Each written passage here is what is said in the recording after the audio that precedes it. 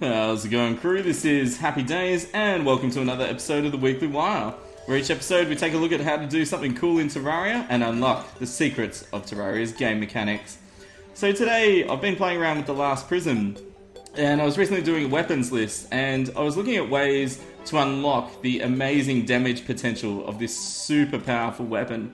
So today I'm going to show you how to pretty much destroy everything in Terraria. Let's get started! So the secret of this strategy revolves around the little fragments that drop when you're wearing a full set of the Nebula armor.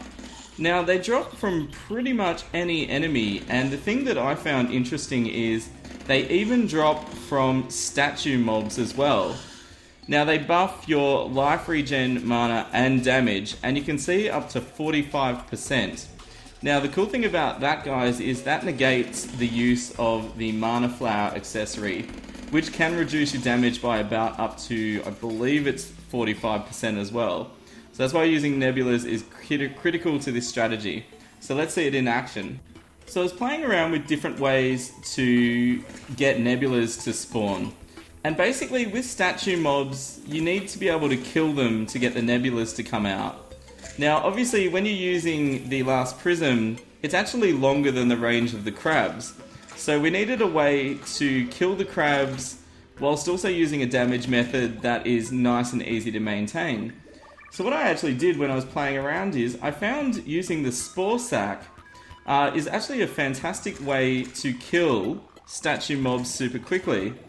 So what happens is, you can just stand there in your battle platform and the Spore Sacks will mill around you and keep nebulas and hearts just boosting up your attack the whole time. So you can be focusing your damage on a boss or anything like that, and the Spore Sack will keep regenerating nebulas for you, essentially making you a absolute blast cannon of a character. Okay, so let's try this with the Pumpkin Moon to start with. So we'll start the event, we'll have our crabs spawning up right next to us. And basically what will happen is, I'm using one of those forced spawning platforms, which you can check my ultimate world for it, or if you're interested in learning how to do it, I've got a link in the description. Now if you look at the mana consumption on the right side of the screen, you'll notice that it's rarely dropping below maximum. So I've got a mana flower equipped, so we will automatically reuse mana potions if we need them. But the cool thing is with statue mobs is they automatically regen both hearts and stars if you need them. So you can see I keep getting the 100 flash above my head from when I need additional mana. So it's actually really cool.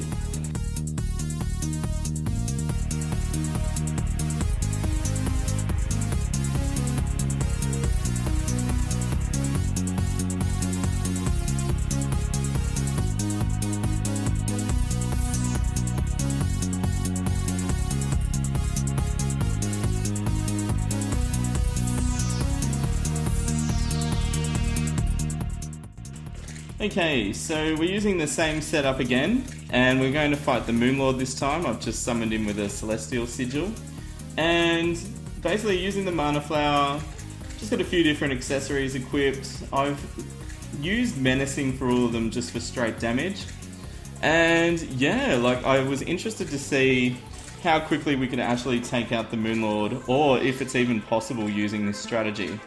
So what we're looking to see is that the healing and the mana regeneration is sufficient from a heart statue and from two mobs continually spawning. So let's give it a go. So the cool thing about this, guys, is that the damage from the Last Prism, you don't even need to stop casting the Last Prism because the mana regen is sufficient, which is kind of cool. So let's just get that last eye out and then focus on the core underneath, and that's pretty much it. So nice and quick. I will turn the crab statue off. Boom. So I guess now obviously this isn't an expert mode world, this is just a normal mode. So I guess what I'm presenting to you today is an idea or a concept. So the nebula with the Last Prism And using a setup like this, I think if any of you are interested in exploring farming on expert mode, I think this is a very real possibility to easily farm some of the events. Other possible strategies include changing your equipment to warding for extra defense, so this has only got 52, possibly equipping a frozen turtle shell, and using things like the Charm of Myths if you want faster heals, and all that stuff. You could add more statues for more regeneration. There's so much you could do. Okay guys, leave a like if you've enjoyed this video, and keep those comments coming for what you'd like to see in the next episode of Weekly Wire. I love listening to your suggestions, and I keep note of all of them, so let me know, and your idea could be the next topic. Alright, if you haven't subscribed yet guys, click that little HC icon in the bottom right corner. You won't be disappointed, and we do lots of fun stuff on our channel. Thank you to everyone for your patience during my move. I'm pretty much done now, and I'm just getting ahead, recording the new Yaren episode and the new expert mode episode, and they'll be up within a day or so. So thank you again so much for your patience. It really means a lot to me, and I can't wait to be back to normal for you all. Alright, until next time, you all stay happy. Let me know what you do with the Last Prism. I think this strategy has a lot of potential. And I'll see you next time. This is HappyDays signing out. See ya! And that means that Ectoplasm will be, getting farmed nicely. And you can see that was dead easy to set up that. So the mobs can cruise up the sides.